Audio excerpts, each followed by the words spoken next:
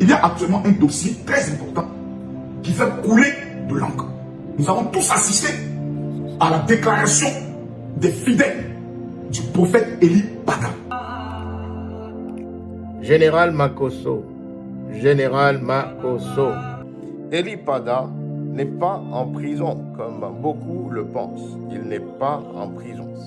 Eli Pada, à la base, devait être enfermé. Ceux et celles qui étaient concernés ont décidé de ne pas rendre la situation plus complexe. Alors, qu'est-ce qui s'est passé?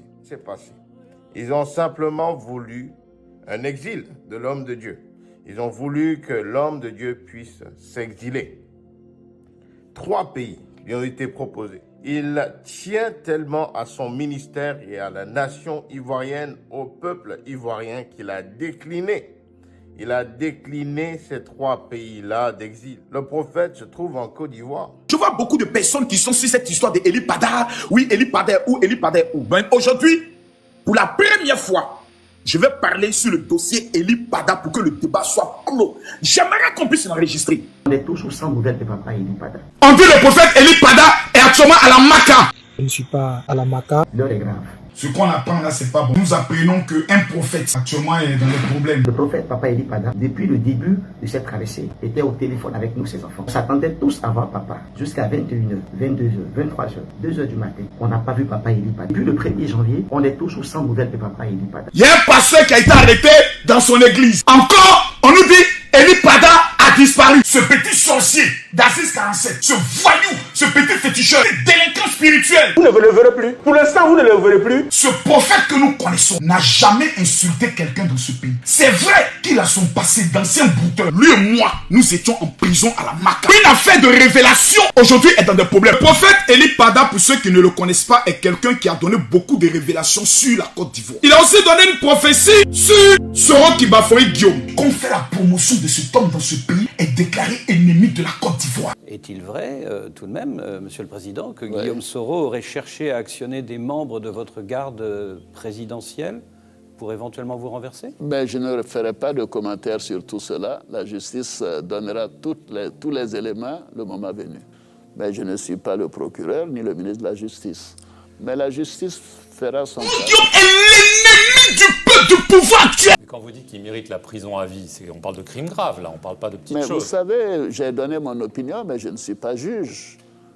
En tant que citoyen et lisant la Constitution, quand on fait un certain nombre, on pose un certain nombre d'actes, il y a des conséquences, c'est tout ce que j'ai dit. Prophète, j'ai une question à vous poser. Quand Dieu ne vous parle pas sur le fauteuil présidentiel, ça vous enlève quelque chose? Vous êtes obligé tout le temps d'avoir révélation sur le fauteuil présidentiel. En temps voulu, avec tous ceux qui commettent des actes criminels, et il n'est pas le seul. Tout cela sera réglé en temps opportun. Mais je n'en dirai pas plus. Je ne me tairai pas et je parlerai pour 3 raisons. La première raison, en tant que fils de ce pays. La deuxième raison, en tant que citoyen de ce pays. La troisième raison, en tant que prophète, autorité ecclésiastique dans ce pays. À ces 3 titres, je dois dire ce que l'Esprit de Dieu me dit de dire.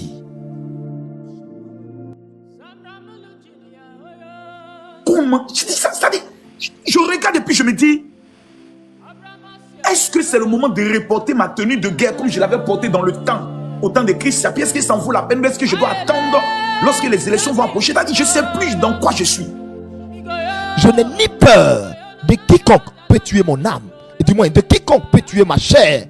Je n'ai ni peur de quiconque peut tuer mon corps, ou de quiconque peut m'emprisonner ou me mettre je ne sais où. Je n'ai ni peur. Absolument pas.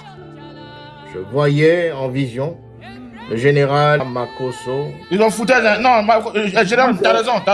Moi, mais j'ai plutôt peur de celui-là qui peut disposer de mon âme, mais en une fraction de seconde comme bon lui semble. Et si celui-là me dit parle, ne te tais pas, je parle et je ne me tairai pas. Moi, je me bats depuis que j'ai à peu près 18 ans. Je me bats pour la Côte d'Ivoire, mais je me bats surtout pour l'Afrique. Et quand est-ce que vous êtes sorti? C'est pour ne pas répondre à cette question-là que Eli Pada a fui. Je suis là pour vous dire que même nous, qui sommes ses responsables, proches, nous n'avons aucune nouvelle de papa. Aucune nouvelle de papa. On croit à la fois que papa se porte bien. Il ne peut pas donner des instructions par rapport à cette traversée et se permettre de manquer à l'appel du Seigneur. Peuple de Dieu, on a besoin de votre soutien dans la prière. Priez pour votre église. Priez pour papa Eli Pada. Priez pour la cité de Dieu. Priez pour l'église. Priez et demandez à ce que Dieu étende sa main sur cette église et sur son serviteur papa Eli Pada.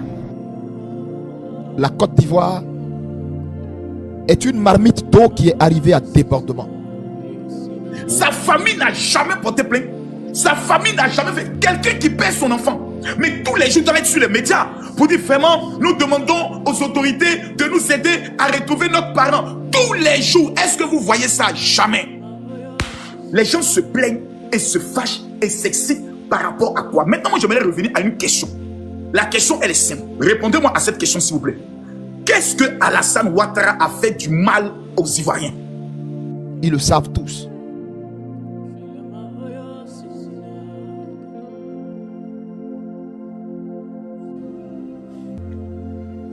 Vous savez ce que je suis en train de voir sur la Côte d'Ivoire? Je ne comprends pas. Mais je suis en train de voir comme mon esprit m'amène en 2025. Mon esprit m'amène en 2025. Mon esprit m'amène en 2025. Et je suis en 2025 et je ne vois pas d'élection en Côte d'Ivoire. Mon esprit en 2025 et je ne suis pas en train de voir d'élection. Je ne comprends pas. C'est comme si je suis en train de voir un événement qui va précéder les élections. Prions pour notre pays, prions pour nos autorités. Que la sagesse de Dieu les habite. Que la sagesse les habite. Que la crainte les habite. Prions pour nos autorités. Frère prophète, j'ai une question à vous poser. Quand Dieu ne vous parle pas sur le fauteuil présidentiel, ça vous enlève quelque chose? Vous êtes obligé tout le temps d'avoir révélation sur le fauteuil présidentiel.